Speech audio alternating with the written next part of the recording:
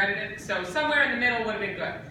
But it is great to be here in my hometown at the Weston Hills Country Club, and I'm going to not dispense with the acknowledgments because there are so many people here who are so meaningful to my life and my career and the time that I've spent in public office. So here goes. First of all, someone who has not been acknowledged is the mother of Weston, Renee Smoke, who at 90 years old is really probably the main pillar of our community, and someone who we all have so much respect for. Many of you who have not been in Weston for as long as some of us would not know that we would not be a city today, and we would not have the success that we have had as a city today without Renee's vision and her leadership and her passion and her advocacy. Thank you so much.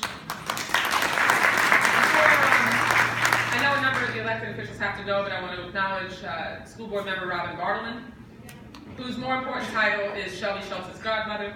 And I also want to acknowledge someone who I spent a lot of years passing the baton to and working and fighting side by side with, and that is former Democratic leader, the first female Democratic leader in the Florida Senate, former State Senator Nan Rich, and as was acknowledged, candidate for county commission. Toby Foyer is here, who does a fantastic job representing her district and the whole city on the city commission. Dan Lindblade, the CEO of the Greater Fort Lauderdale Chamber of Commerce, who is over there, of course, hiding in the corner, trying to not draw attention to himself. Really, it is. We struggled for many years in Weston to find the right way to have a business organization, a Chamber of Commerce, and thankfully with the Weston Business Council as an arm of the Fort Lauderdale Chamber, it really seems to have given us a real opportunity with the infrastructure that the Chamber has to be able to have a way to get together with our business leadership. So thank you very much, Dan. We really appreciate it. The commissioners that were here, all wonderful, Angel Gomez, Mayor Sturmer, and of course, Commissioner Coleman, who also deserves acknowledgement as the elected officials that he is. And really last but not least, I want to thank Michelle Young, who also chairs this council, but has another more important title as the mother of my daughter's best friend. So I got my bases covered here. Really, it is wonderful to be able to be here in Weston Hills Country Club because this club really has been sort of the central social and organizing institution for us as a city for so many years. We've marked so many milestones as a community here, including when we became a city and had the celebration that night, including when we unveiled our city's logo. There are just so many milestones, and professionally, I have celebrated milestones here. Both mine and then Representative Rich. Our victory party was here back in 2000 when she was elected to the seat that I was term limited out of, and I was elected to the state senate. And personally, mine and Steve's son and his twin sisters, my son's bris and his twin sister's naming was here as well. I know. So this is, I actually shortened the list because it's long. But today I'm really back here to celebrate our community's collective success in growing Weston, growing South Florida's economy. The things that we celebrated that night nearly 15 years ago still hold true today. Back then, we celebrated being able to get things done across the aisle in Tallahassee, which doesn't appear to be going as well these days. Things like legislation to protect our kids around swimming pools, which are as common in South Florida as palm trees, reducing class sizes for our schools, and reducing the number of uninsured Floridians. We work together on issues that are vital to South Florida, like funds for the WAVE, which is going to really be groundbreaking when its ground breaks, so that we can move people around in a more efficient way and make sure that we can reduce some of the traffic on our roadways. I was proud as a member of the Appropriations Committee to lead the effort to secure those funds and quarterback our effort to make sure that all of our community partners were on the same page and working together. Thank you. You're welcome, you're welcome. Now we got to get it done. Now, beach renourishment has also been a critical issue for us. I mean, beach renourishment is important just as a matter of environmental protection. But for us, we know that our beaches are what drives our economy. If our beaches don't survive and thrive, then the reason for coming here is significantly diminished. And they are a pride of ours as a community, and we need to make sure that they remain pristine and that they remain attractive enough for visitors around the world to continue to come. All aboard Florida, that's tremendous progress. In spite of the setback that we were given when the governor refused to take the federal funds to build a high-speed rail system here in Florida, thankfully the private sector stepped up, and All Aboard Florida is on its way to becoming a reality. And of course, the 595 expansion for the express lanes on all major federal highways. I mean, that was, I can't explain. We're also excited about that, and now we don't have the gridlock on 595 anymore. It's probably one of the most significant things that has happened to moving people around and making sure that we can get where we're going and that your businesses can accomplish more. I'm also especially proud of our work together on Port Everglades.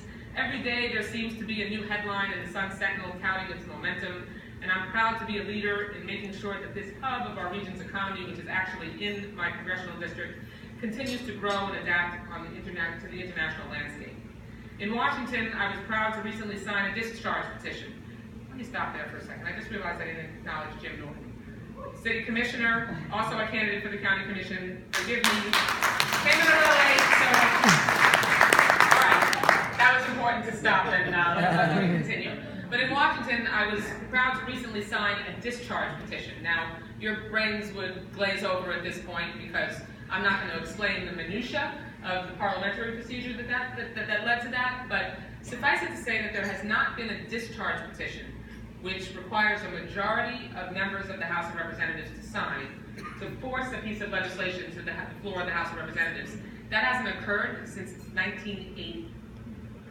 Because it's basically a procedural move, and most of the time it's partisan. You'll get a handful of members of the opposite party to sign the discharge petition, but the majority's position usually rules.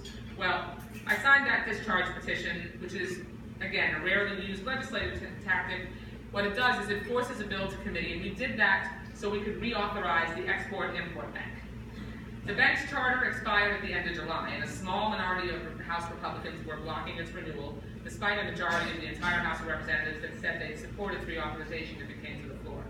So thankfully, 42 Republicans signed the discharge petition with 176 House Democrats to bring up the Ex-Im Bank's renewal, instead of letting it waste away in the House Financial Services Committee. And have any of you ever received a loan or worked with the Export-Import Bank as business owners? Well, I really encourage you to call my office and get some information about it once we reauthorize it, because that's right now, without the reauthorization, they're not able to take any loans. But there are businesses all over our nation who have been able to expand their reach and begin doing work internationally. Even the smallest of businesses can benefit and grow their business from getting assistance from the Export-Import Bank.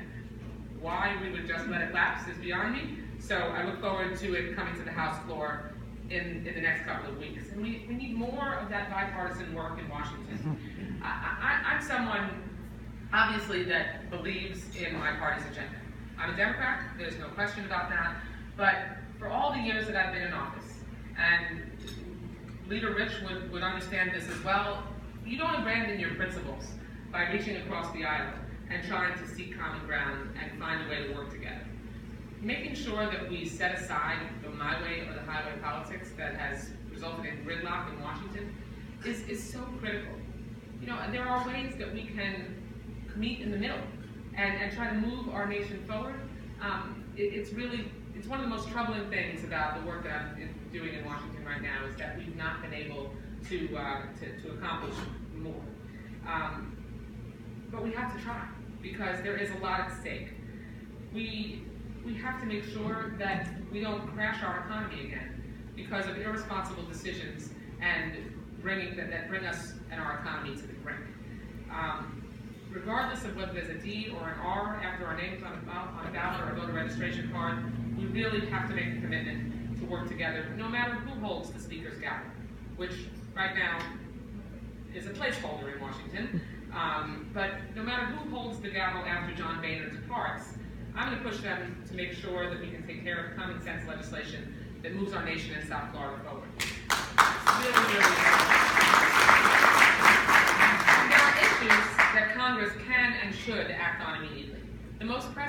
nation's debt ceiling. The Treasury Department estimates that the debt ceiling must be raised by November 3rd, which is 2 weeks away. The last time our nation came close to breaching the debt ceiling was in 2013. And despite not actually reaching it, you may remember that we had a credit downturn. That was really incredibly harmful to our economy. But if we were to actually breach it, experts at bipartisan economic organizations like Bipartisan Policy Center say there's no predicting what might happen. They wanted a debt ceiling breach that potentially would set the stage for significant market turmoil and dire consequences for America's financial reputation across the globe.